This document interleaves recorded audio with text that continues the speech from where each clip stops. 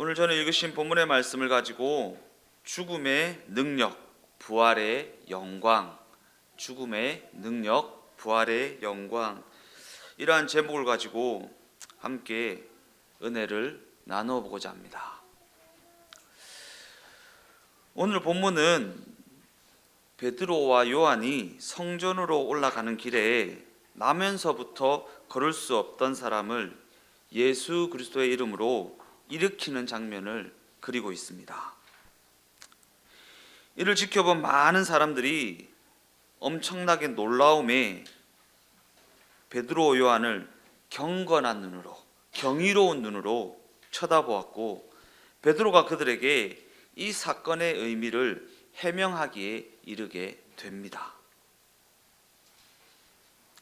사도행전 3장 12절에서 16절까지의 말씀입니다. 베드로가 이것을 보고 백성에게 말하되, 이스라엘 사람들아, 이 일을 왜 놀랍게 여기느냐? 우리 개인의 권능과 경건으로 이 사람을 걷게 한 것처럼 왜 우리를 주목하느냐? 아브라함과 이삭과 야곱의 하나님, 곧 우리 조상의 하나님이 그의 종 예수를 영화롭게 하셨느니라. 너희가 그를 넘겨주고 빌라도가 놓아주기로 결의한 것을 너희가 그 앞에서 거부하였으니, 너희가 거룩하고 의로운 일을 거부하고 도리어 살인한 사람을 놓아주기를 구하여 생명의 주를 죽였도다. 그러나 하나님이 죽은 자 가운데서 그를 살리셨으니 우리가 이 일의 증인이라. 그 이름을 믿음으로 그 이름이 너희가 보고 아는 이 사람을 성하게 하였나니, 예수로 말미암아 난 믿음이 너희 모든 사람 앞에서 이같이 완전히 낫게 하였느니라.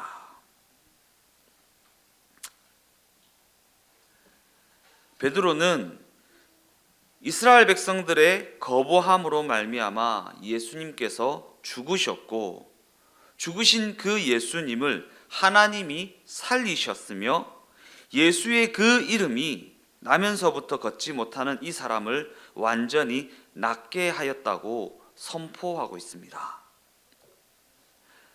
그가 이 사건의 의미를 해명하면서 그들의 거부함으로 인한 예수의 죽음과 예수의 부활을 본문의 기적과 연결시키고 있는 그 이유는 무엇인가? 우리는 이 사건을 보면 그냥 기적에만 집중합니다. 못 걷는 자가 걷게 되는 기적이 일어났네 라는 부분에만 주목합니다. 그러나 이 사건의 의미를 선포하고 있는 베드로는 이 사건을 예수님의 죽음과 예수님의 부활과 연결시키고 있습니다. 왜 베드로는 이 기적의 사건을 예수님의 죽음과 예수님의 부활, 이 사건과 연결시키고 있는가? 이는 이것이 바로 사도행전 3장, 오늘 본문 사도행전 3장의 가장 중요한 논제이기 때문입니다. 그러한 관점을 가지고 로마서 1장 16절 상반절 말씀을 한번 읽어보겠습니다.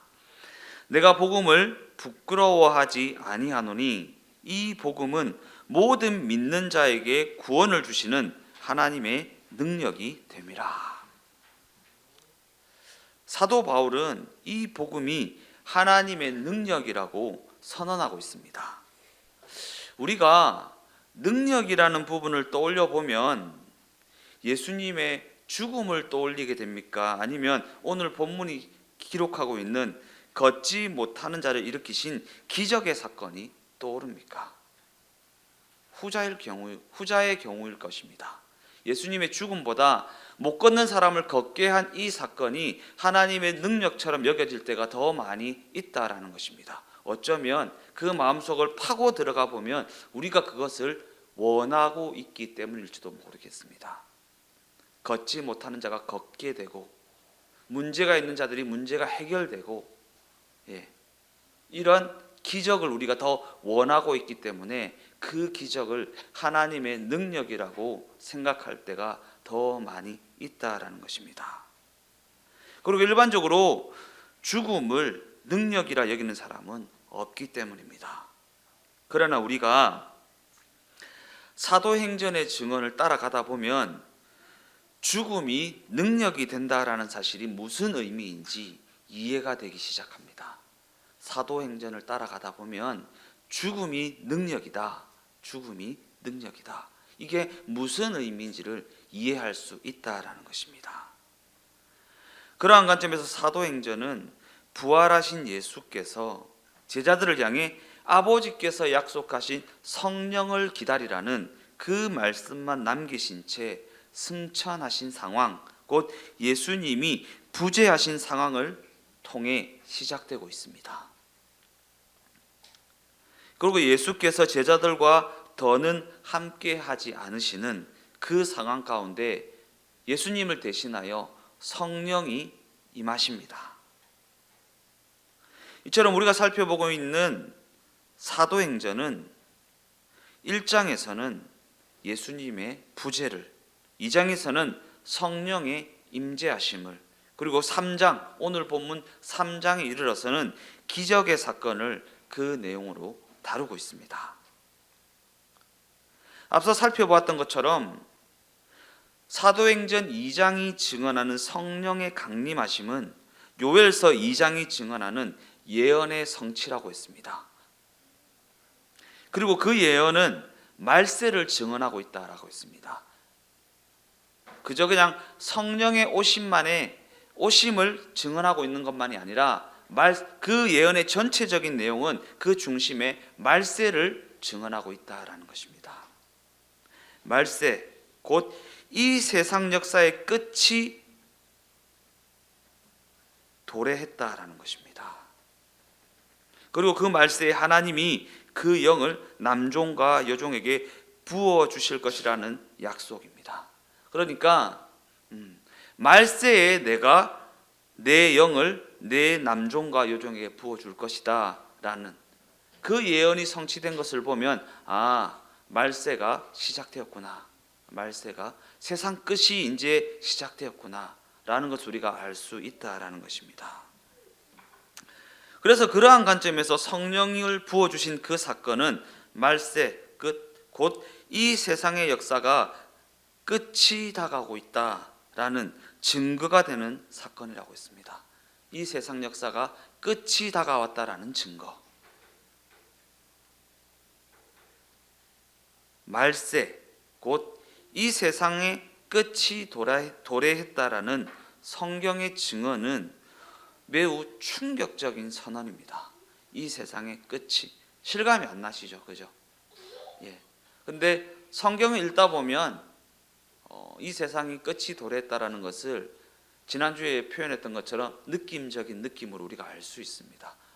진짜 세상의 끝이 다가오고 있구나. 이 세상과 작별해야 될 때가 정말 다가오고 있구나라는 것을 우리가 느낄 수가 있습니다. 그러나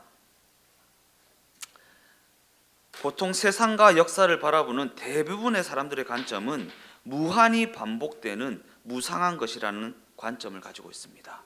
이 세상 역사가 무한히 반복될 것처럼, 계속해서 반복될 것처럼 그렇게 생각하고 있다라는 것입니다. 이 세상의 끝을 염두에 두고 살아가는 이 세상 사람은 없다라는 것입니다. 그러나 성경은 말세라는 단어를 등장시킴을 통해 이 세상이 스스로 존재하는 것이 아니다, 그리고 그 역사가 무한히 반복되는 것도 아니라는 것을 분명히 하고 있습니다. 분명히 하고 있습니다. 이처럼 성경은 이 세상에는 분명 시작과 끝이 있고 그 시작과 끝을 쥐고 계신 주권자가 있으며 그분이 바로 하나님이라고 그렇게 증언하고 있다라는 사실입니다. 오직 하나님만이 이 세상과 그 역사의 주인이 되신다라는 것이고, 그분이 이 세상을 시작하셨고 그 끝을 당신의 뜻과 당신의 계획 가운데 두셨다라고 너무나도 분명히 말하고 있다라는 것입니다. 시작과 끝이 있다. 시작과 끝이 있다. 그리고 그분이 시작하셨고 그분이 끝낼 것이다 라는 부분을 우리가 염두에 두면요, 이 땅에서의 삶의 태도가 달라질 수밖에 없습니다. 무한히 반복되는 것 같으면, 그죠? 에이, 내일 하지 뭐, 계속 있을 건데 뭐, 다음에 하지 뭐. 예. 근데 끝이 있다. 근데 그 끝이 다가오고 있다라고 생각하면 지금 해야죠. 지금 해야죠. 그리고 그 끝이 다가왔다는 그 증거가 성령의 부어짐이라고 요엘서 2장은 예언하고 있고, 초대교회가 그 예언의 성취를 목도했다고 사도행전 2장은 증언하고 있습니다. 더 나아가 이를 통해 우리는 이 세상과 그 역사가 하나님의 뜻과 하나님의 계획하심의 완성을 향해 나아가는 현장이라는 사실을 확인하게 됩니다. 무한히 다람쥐 쳇바퀴 돌듯이 반복되는 것이 아니라 하나님의 뜻과 하나님의 계획하심이 성취되어져 가는 현장이 바로 우리의 현실의 삶이라는 것입니다. 하나님의 뜻이 성취되어 가는 현장이요. 그러한 관점에서 하나님께서는 당신께서 창조하신 이 세계와 당신의 형상으로 빚으신 우리 인류를 죄 가운데 내버려 두지 않으십니다. 하나님의 백성을 죄 가운데 내버려 두지 않으십니다. 일일이 간섭하십니다. 주장하시고요, 주관하시고요, 이끌어 가십니다. 왜냐하면 하나님은 죄악으로 가득한 옛 세상의 종결, 인류를 죄와 사망에서 구원하고자 하시는 구원사, 그에 관련된 뜻과 계획하심을 가지고 계시기 때문입니다. 하나님은요, 죄악으로 가득한 옛 세상, 이 세상의 종결, 그 종결을 계획하고 계시고요, 인류를 죄와 사망에서 구원하고자 하시는 하나님의 뜻과 계획하심을 가지고 계시기 때문입니다. 죄 가운데 내버려 두지 않으시는 이유가 그냥 그저 내 마음대로 살도록 내버려 두지 않으시는 이유가요, 이 세상의 종결과 인류를 죄 가운데서 건지시고자 하시는 그 뜻과 계획하심을 가지고 계시기 때문입니다. 그리고 그를 통해 당신께서 친히 창조하신 이 우주 만물을 그 목적에 합당한 모습으로 회복하게 하시기를 원하시기 때문이라는 것입니다. 회복하기를 원하신다. 예, 내버려 두지 아니하신다. 그래서 하나님이 우리를 괴롭히는 것처럼 여겨지는 것입니다. 때때로는 하나님이 우리를 괴롭히시는 것처럼, 왜 그냥 잘 먹고 잘 살게 좀 잘 먹고 잘 살게 해주지 아니하시지? 그냥 좀 이렇게 잘 되게 해주시면 되겠는데 왜 이렇게 복잡하게 만드시지? 이런 생각이 들잖아요.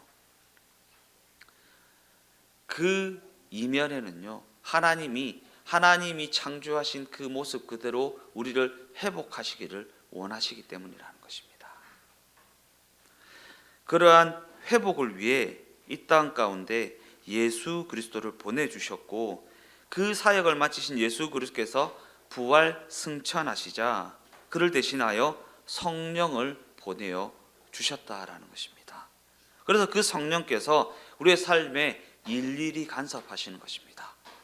욕심을 따라 살아가려고 하면 그것이 열매 맺지 못하도록 실패하게 만드시고, 욕심에서 비롯된 무엇인가를 막 쫓아가고 있으면 그것이 열매 맺지 못하도록 넘어지게 만드시고, 하나님의 살아계심과 하나님의 주인 되심을 인정하며 살아가는 하나님의 백성으로서 삶이 될 수 있도록 일일이 간섭해 주신다라는 것입니다. 그리고 그러한 관점에서 성령의 강림하심은 지금 이 시대 가운데 새로운 기준을 가지고 살아가야 할 새 시대가 도래했다라는 것, 새 시대가 시작되었다라는 것, 새 시대, 새 나라, 곧 하나님의 다스림을 받으며 살아가는 하나님의 나라가 시작되었다라는 것을 의미한다라는 것입니다. 무엇이요? 성령의 동행하심이, 성령의 동행. 동행하시는 그 성령께서 우리와 동행하시며 우리의 삶을 일일이 간섭하시고 욕심이 열매 맺지 아니하도록, 인간적인 생각이 열매 맺지 아니하도록 넘어지게 하시고 실패하게 하시고 망하게 하시는 것입니다. 그게 하나님의 사랑입니다. 사랑.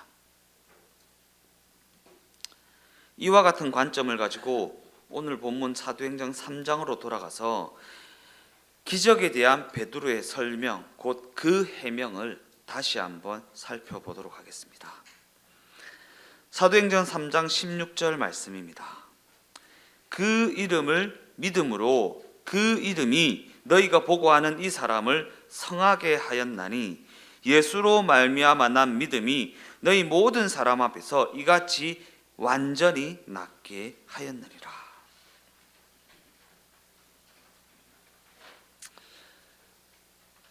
베드로와 요한을 통해 나타난 이 사건은요, 회복의 사건입니다. 회복의 사건. 왜냐하면 이는 정상적인 사람에게 초월적인 복을 안겨준 사건이 아니라 정상적이지 않은 사람을 정상적인 상태로 돌려놓은 회복의 사건이기 때문입니다. 우리는 초월적인 복을 원하죠. 정상적인 것은 본전이고 그에 넘쳐나는 복을 원하죠. 그런데 하나님이 원하시는 하나님의 복은 회복입니다. 회복. 정상적이지 않은 삶을 정상적인 삶으로 돌려놓는 것이요. 돌려놓는 것.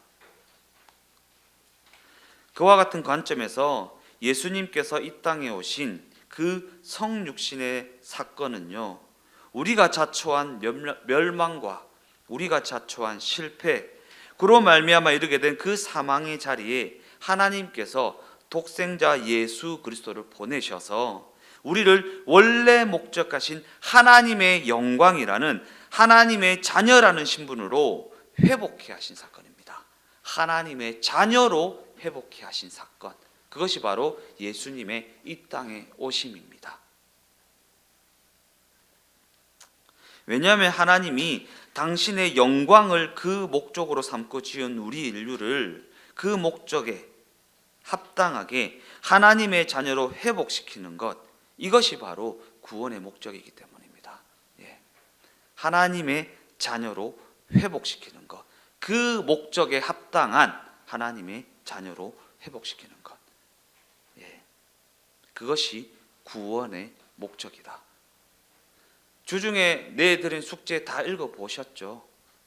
그 목적에 합당한 무엇입니까?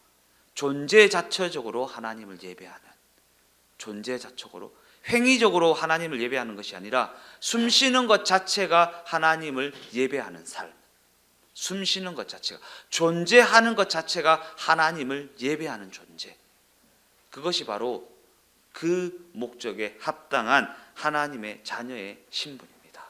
그리고 그것이 바로 구원의 목적입니다. 그리고 이것이 바로 오늘 본문이 증거하는 기적에 담긴 의미라는 것입니다.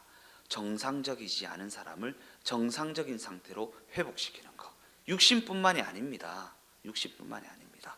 그 존재 자체가 하나님을 예배하는 존재가 되게 하시기 위해서 예수 그리스도께서 이 땅에 오셨다.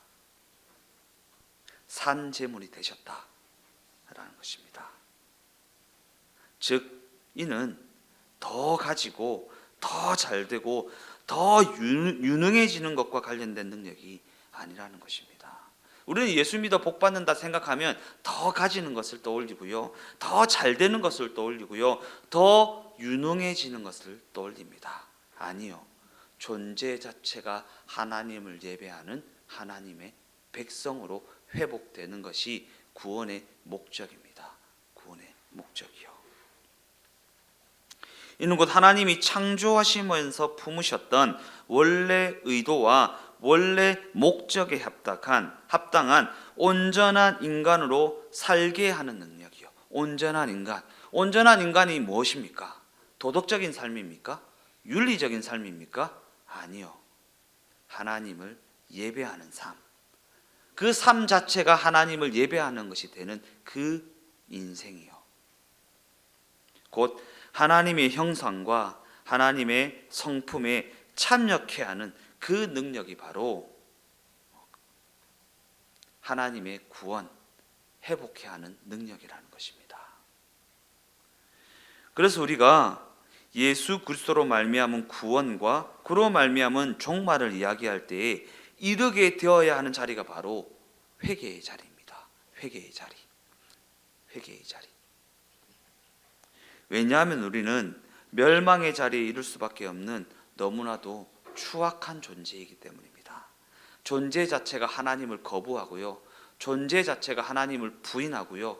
존재 자체가 하나님을 배신하는 존재이기 때문입니다. 그러기에 우리가 하나님과의 관계가 정상화되는 회개의 자리에 이르지 못하면 하나님의 뜻이 성취되는 자리, 곧 구원이 완성되는 자리에 이를 수가 없다라는 것입니다. 무엇이 먼저입니까? 하나님과의 관계의 회복이요. 하나님과의 관계의 회복.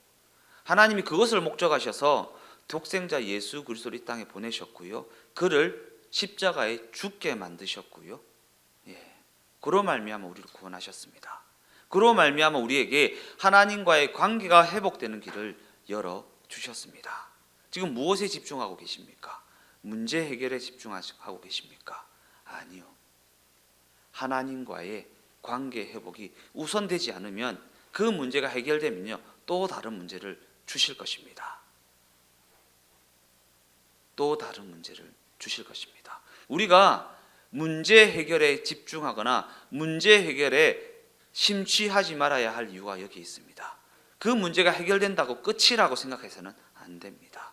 하나님이 목적하신 하나님과의 관계 회복이 이루어지지 아니하면요, 또 다른 문제를 주실 것입니다. 하나님께서 그 문제를 우선시 해결하기 위해서 독생자 예수 그리스도를 이 땅에 보내셔서 죽이셨기 때문입니다. 죽이셨기 때문입니다. 그리고 이것이 바로 우리에게 회개가 촉구되는 이유입니다. 성경이 회개하라, 하나님의 나라가 가까이 왔다라고 외치는 이유가 바로 여기 있습니다. 하나님과의 관계가 회복되지 않으면요, 내가 아무리 열심히 해도, 내가 아무리 최선을 다해도 소용이 없어요. 소용이 없습니다. 관계 회복이 먼저입니다. 먼저입니다. 로마서 3장 23절에서 26절까지의 말씀입니다.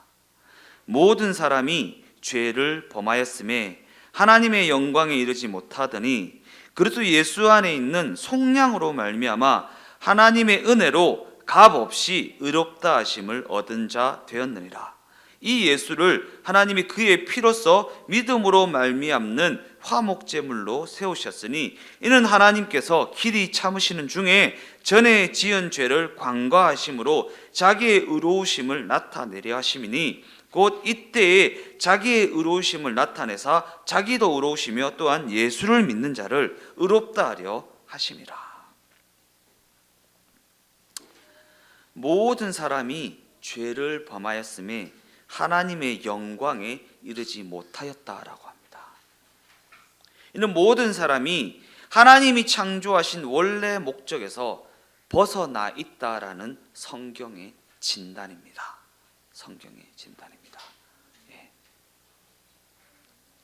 그리고 이를 회복해 하시기 위하여 하나님이 자기 아들을 보내십니다.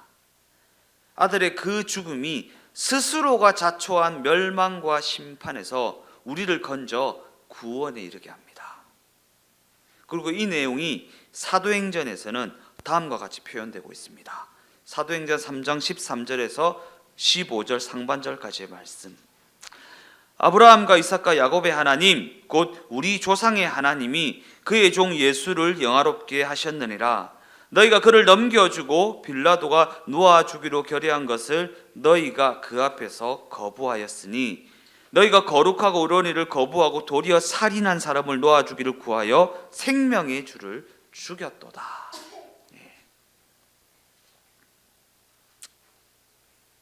우리가 당면한 문제 해결에 심취하지 말아야 할 이유는 문제 해결에 너무 집중하면요,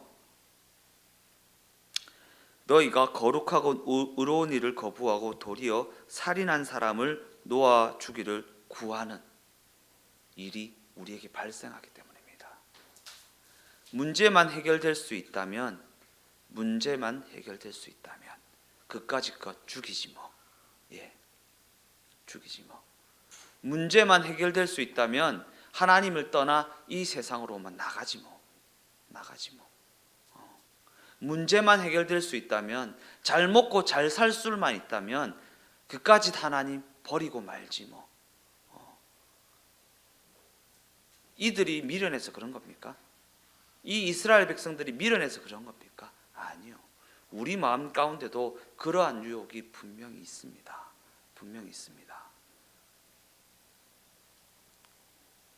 이처럼 우리 각 사람을 포함한 모든 인류는 하나님의 뜻을 거부하고 하나님이 보내신 예수 그리스도를 배척했을 뿐만 아니라 그를 죽음에 이르게 했습니다. 그러나 그럼에도 불구하고 하나님께서는 우리에게 우리가 행한 대로 갚지 아니하시고 오히려 우리의 그 죄악된 행동을 고스란히 감수하시며 당신의 목적과 당신의 약속을 성실히 이루어 가십니다. 우리가 행한 대로 갚으면 당장 목을 쳐야죠. 그런데 우리가 행한 대로 갚지 아니하시고 그 죄악된 행동을 온전히 고스란히 감수하시며 당신의 목적과 당신의 약속을 성실히 이루어 가시기 위해 우리를 포기하지 아니하십니다. 끝까지 붙드셔서, 그래서 우리가 하나님 왜 나를 이렇게 괴롭히시지? 라고 생각되시기도 하는 것입니다. 하나님이 우리를 포기하지 아니하시기 때문에. 그리고 이것이 바로 하나님의 능력이고 하나님의 하나님 되심입니다. 하나님의 능력이고요, 하나님이 우리의 하나님 되어 주심입니다. 하나님이 우리의 하나님 되어 주심을 포기하지 아니하심입니다. 그러기에 기독교 신앙이 말하는 그 능력은요, 은혜를 빼놓고는 논할 수가 없는 것입니다. 내가 행한 대로 갚지 아니하시고요, 은혜로. 하나님은 창조의 목적을 회복시키기 위하여 당신의 섭리를 거부하고 당신의 뜻을 반대하고 발악하는 우리를 예수 그리스도를 통해 당신의 자녀, 당신의 백성이 되게 하셨습니다. 하나님은 당신의 자녀, 당신의 백성을 절대 포기하지 아니하십니다.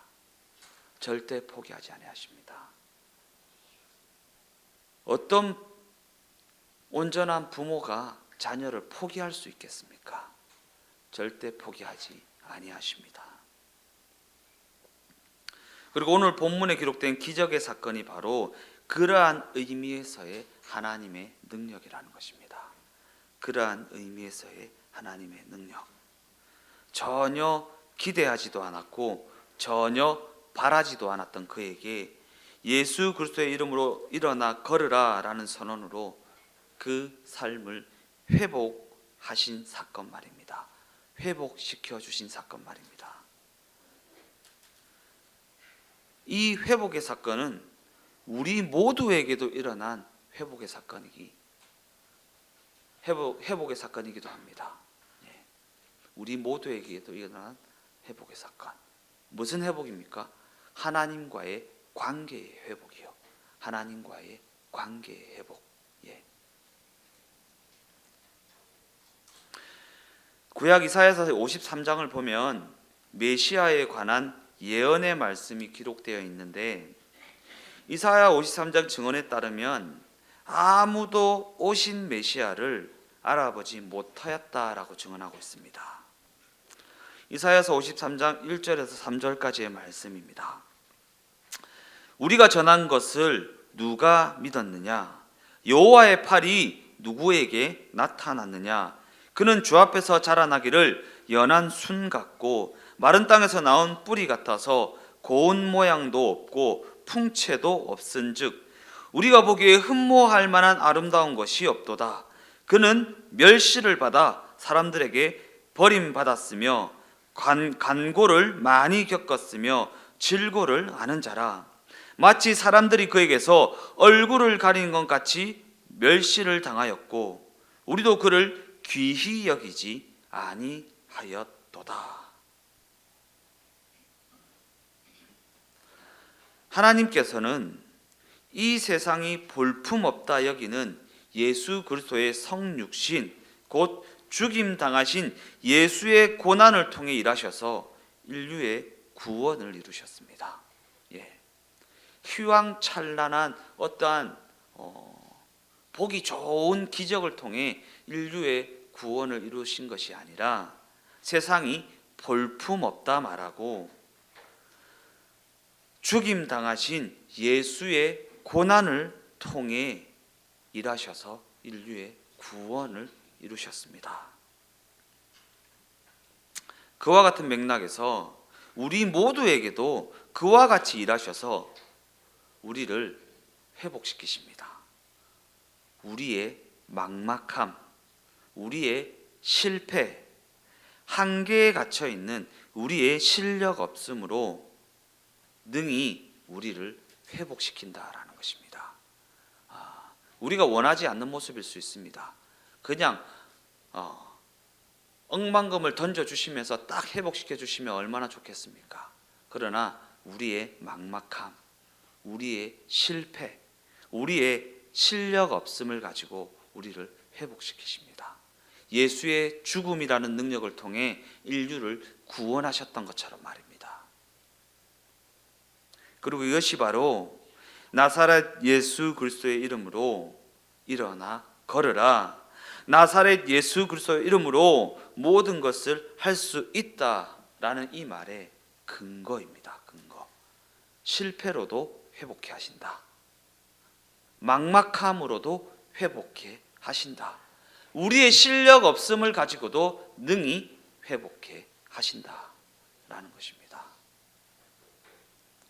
그리고 이것이 바로 예수가 그리스도로 믿어진 자들에게 주어진 엄청난 특권입니다. 예수가 그리스도로 믿어진 하나님의 백성들에게 주어진 하늘과 땅의 모든 권세를 내게 주셨으니 라는 이 말씀이 지닌 그 의미는 무엇입니까? 우리는 이 말씀을요, 어떠한 상황에 처하게 되더라도 걱정하지 마라.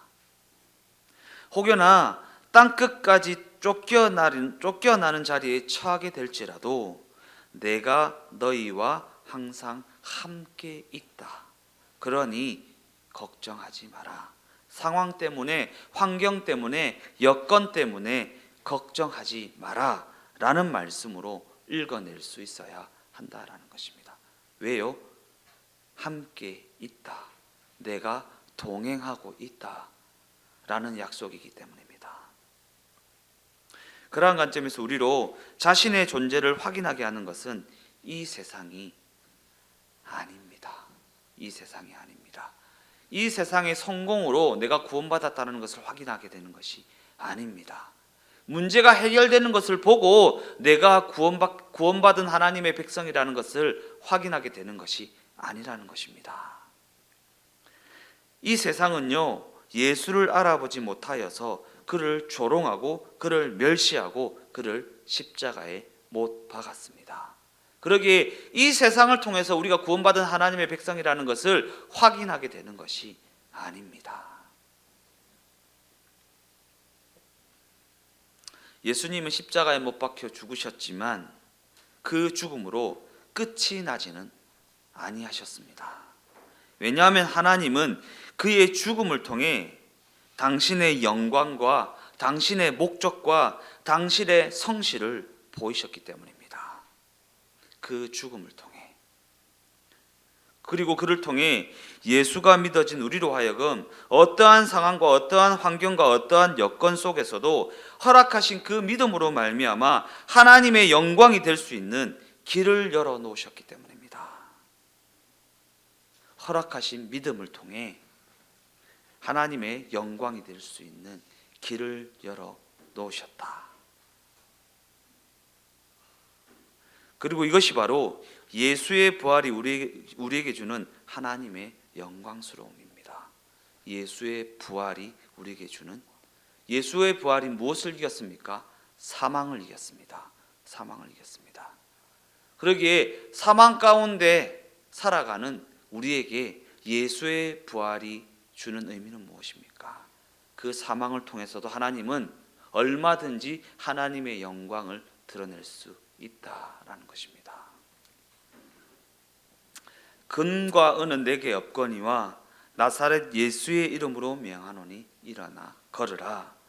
즉 그럼에도 불구하고 그 사망의 자리를 성실함으로 지켜라. 하나님께서 허락하신 그 상황, 그 환경, 그 여건을 끝까지 붙들고 있어라.